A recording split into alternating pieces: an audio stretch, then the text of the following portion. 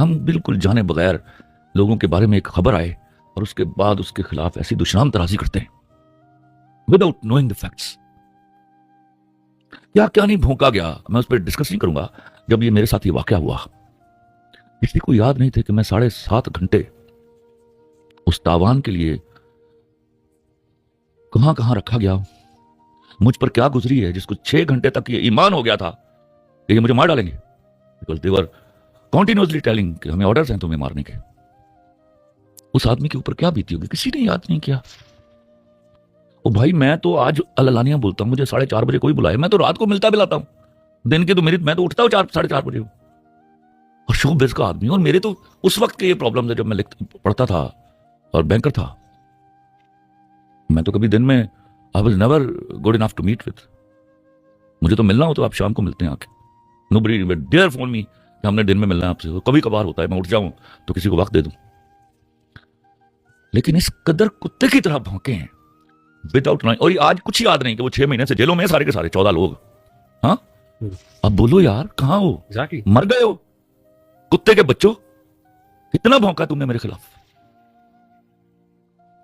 और अभी क्या होगा, डूब के मर जाओगे क्या जब इनको सजाएं होंगी? और वो इंशाल्लाह सजाएं होंगी।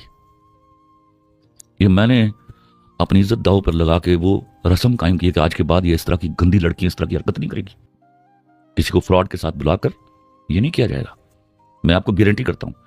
मुझे एक हमारा डीआईजी है, मैं जब जाता था शनाख्त परेड के लिए जेल, तो सलामत रहे सुप्रिटेंडेंट जेल, मुझे चाय के बगैर नहीं आने देते थे। तो एक दिन उनसे मेरी मुलाकात हुई, उन्होंने कहा खलील साहब 10 मिनट बैठिए, वो आ रहे हैं। तो वो मुझे मिले, पहली दफ़ा मैं मिल रहा था, लेकिन मिले वो इस तरह, मैं नाम लेता हूँ डीआईजी सुहेल सखेरा,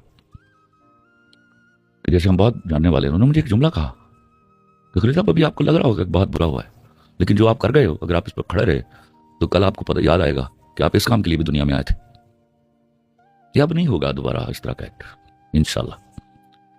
और बड़ा सोचना पड़ा, मैं परेशान हुआ, एक ट्रॉमा रहा 4-5 दिन का मेरे ऊपर।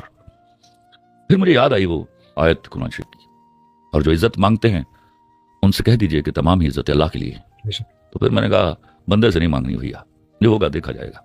ये सब किस दुख, किस कर्ब, किस तकलीफ, किस पीड़ा से गुजरे आप? मैं उस जितना दुख, जिसमें मैं 5 दिन ट्रॉमे में रहा, उससे ज्यादा दुख मेरा सोशल मीडिया पर लोगों के भौंकने का था। ये गंदे लोग, ये अगली लोग अब कहां हैं? But do you really care for them? I don't care. You should not. दुख तो हुआ ना, मैं मीडिया का आदमी हूं। Naturally. मैं सोचा शायद मेरे मुल्क में इतनी बेरोजगारी है तो मेरे खिलाफ बोल के व्यूज मिल रहे हैं,